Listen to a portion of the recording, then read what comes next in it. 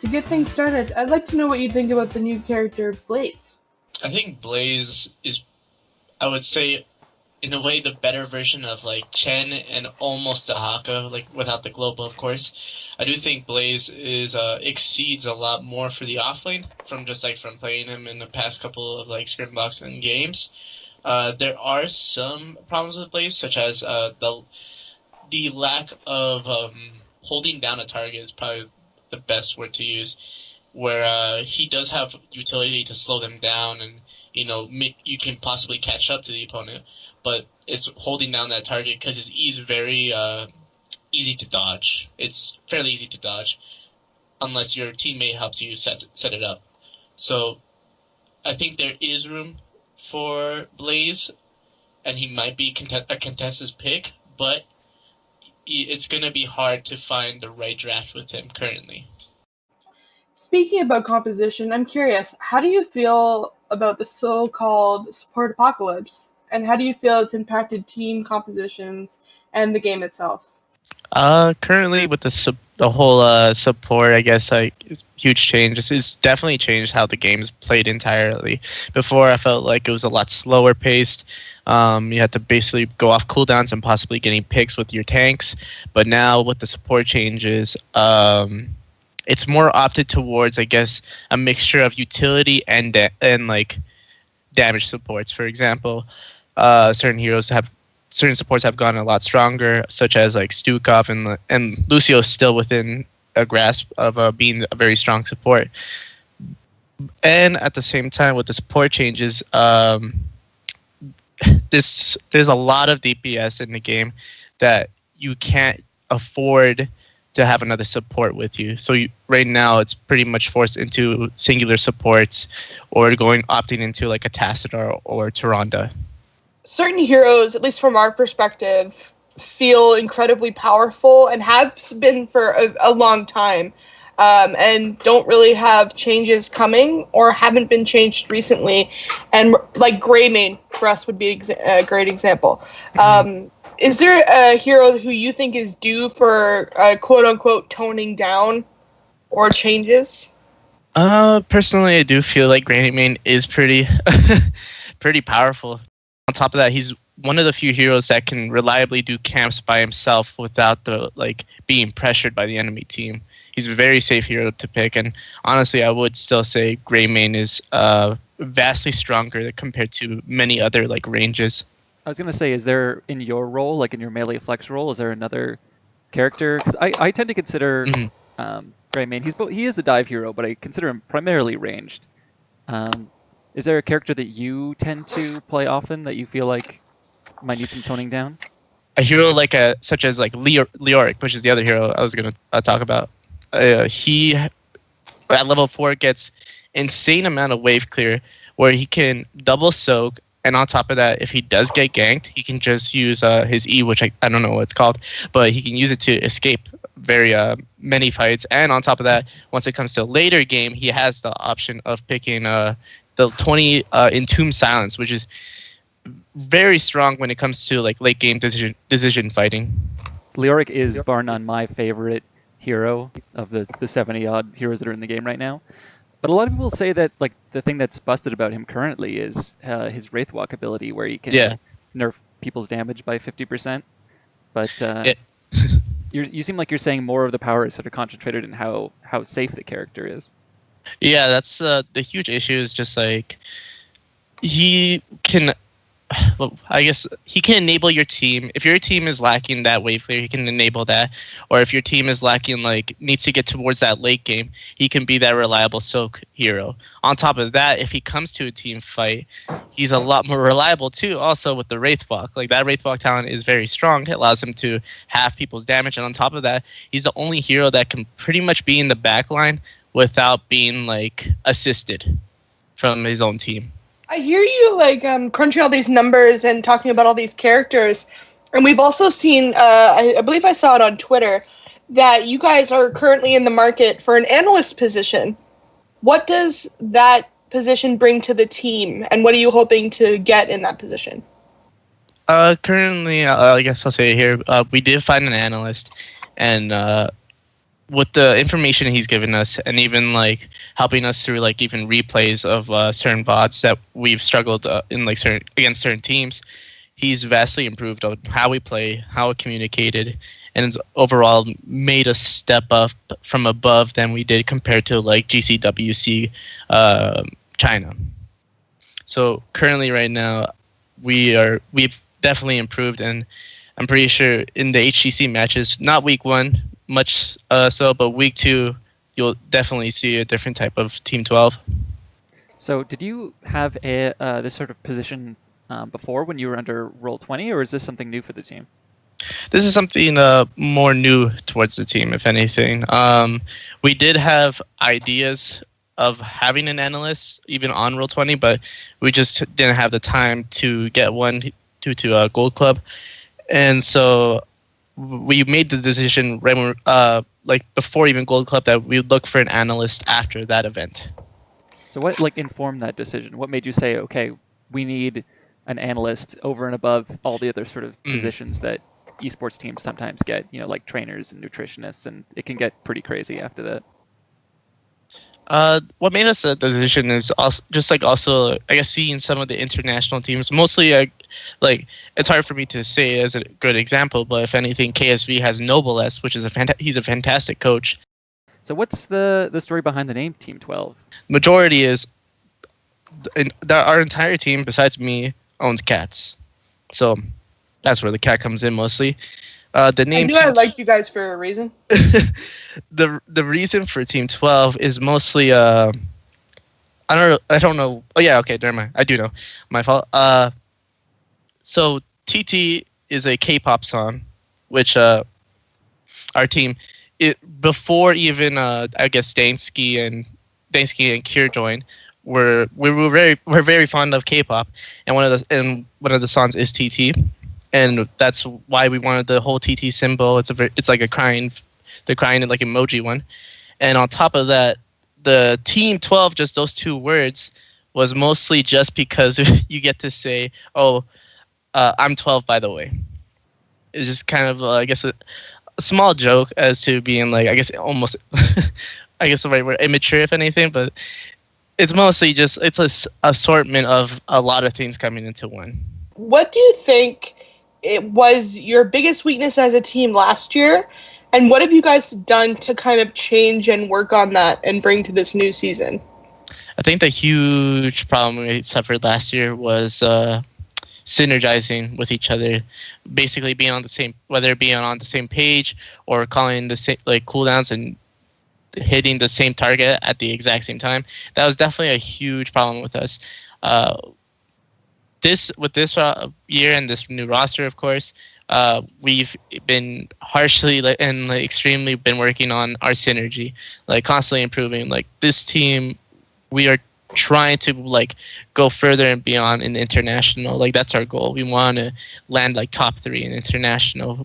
It's definitely was disappointing in GCWC when we got near the bottom, but we already have made plans to constantly keep improving, and we've definitely improved our synergy for sure. Can you give an example of sort of how synergy can kind of make or break a match? Yeah, I think the best example was the international tournament with GCWC, mostly towards, I guess, the Korean teams and Dignitas. Whenever they would go on a target, or like, I guess, mostly go on a target or go someone that's like split, they've already planned their cooldowns ahead of time. So a lot of the time, people will just throw their cooldowns aimlessly to try to poke the enemy team to cause the healer to heal the enemy healer to heal his own team. But it's much better if you're running a certain composition, like having like a stun, like ETC Muradin and Nubarak, and letting him initiate the fight and everybody following up onto that target. Because it's much better to make the enemy healer pop like a heavy cooldown, such as like D Shield or like Aegis Crystal from Ariel. It's much better to do that, and it's much more impactful than just throwing your abilities aimlessly at the enemy. Who do you think your biggest competition in North America is right now? I would say it's a toss-up between 2 teams.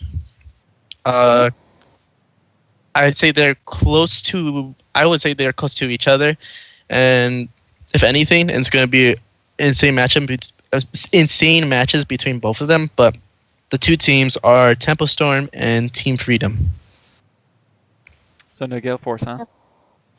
No, I think Gale Force is on the cusp. If anything, I think they have the potential, but currently, I don't think they're there yet. I say that because that's Sam's favorite team. Yeah, getting back to talking about improving from last year, from your time in the off season, you mentioned that your team's goal is kind of more to improve on synergy. I'm wondering what you personally in your melee flex role have been working on in the off season. Even talking about not just your own personal play and tightness and communication, but if there's any new heroes that you've been working on, or new builds, or new tactics. Definitely from like the off season, it was a completely different meta, so it was very hard to like for me for that. Like I'm mostly referring to GCWC and even BlizzCon. The offlane meta was very small, and the heroes you would only play in the offlane was like the Haka, Arthas, and then maybe a Tyrael every now and then. But it was mostly the Haka Arthas. You barely were on any other role unless you were planned a whole into like different composition to work with. Currently with the meta right now is opened up is allowed me to open up my hero pool a lot more. And yeah, I think I've practiced quite a few heroes, Tyrael and Samuro. Well, Tyrael just had a rework come through just a couple days ago, which I imagine would throw a bit of a wrench into a lot of your practice. Honestly, I haven't messed with too much with the Tyrael, but I have checked his talents a lot of the time. A lot of his talents, and honestly, it seems like an improvement. Yeah, I like it a lot too. People are saying that the major loss, if anything, would be to level 4, where he had the cooldown reduction on. Yeah, the Horologics Reforging. I don't know. I think people might be overreacting, in my opinion. There's another level 4 talent that's very strong, and it helps your team a lot more, obviously. It's just me saying that pretty much said the talent, but no, I think he's definitely better. I think Horologics Reforging was fantastic because of Holy Ground, but it's the whole changes have made him, I guess more of a semi-support for his team, and on top of that, he can reliably engage without like dying in an instant still. For sure. Since we're on the topic, since I'm a Tyrael player myself, I'm wondering whether you think that his auto attack build has any legs, and also whether that talent where you can return to your cast location with your Q has any chance of succeeding with the more standard builds. Budget wormhole? No, I'm just joking. I had the same thought. I've played a bit with the Q. I think there might, and I haven't tried much of the auto build, but I'll talk about that Q talent. It's hard to see an opportunity to use that Q talent, mostly because it's not like Tyrael has a lot of burst damage. It's not like unlike like Zeratul or like Valyria, who can go in and get out really quickly. Tyrael's purpose mostly in fights is to be that support or to bring that sanct or even an engagement such as Judgment. So that Q talent is very rough to see where it lands. Personally, I don't think it works. And the whole auto attack build, there is a chance. I think it could work very well in Hero League, but it will be hard to utilize in competitive, if anything. Yeah, I suppose with Tyrael, if you're trying to get damage out of him, or if you get into an engagement and need to leave right away, you're probably doing it wrong. Yeah. So I don't play much Tyrael, as Kevin knows, but I do play a lot of Malfurion. And how has your team kind of adapted to his changes, or has it affected you guys at all? What do you think of them, if anything? I think before Malfurion, at least when it came into like competitive, he wasn't, I guess, a top priority pick. I would say he was very, I guess, laid really back. Like you wouldn't pick him for certain other healers. Other healers got way higher prioritization. But with the changes that Malfurion had received, his priority has definitely moved him up a lot more to even contest those other support picks. And I think he's a very strong pick right now. Just he does a lot for his team, and honestly, he might even head towards that level where it might be a little bit too much. Yay, validation. Okay.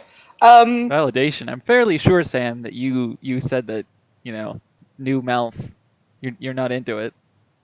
No, I said that I would still love him no matter what. And the only problem I had with it was that I had to unlearn all of my old mouth habits. Yeah, it's because Malf was my steady pick. When I wanted to kind of shut my brain off and do something I knew how to do, I would play Malf because I learned on him and that's just how it went. But now with all these new things, I feel like I had to relearn him as a character, and that's what annoyed me about it. But I still love him. Yeah, that's for sure. The playstyle for Malf has completely changed than how it was before. That hero shouldn't be. I think in the game it says easy difficulty. I think that should probably change by now. I agree. Can you tell us a bit about your time in China with the Gold Club World Championship? What was it like? Did you guys learn anything?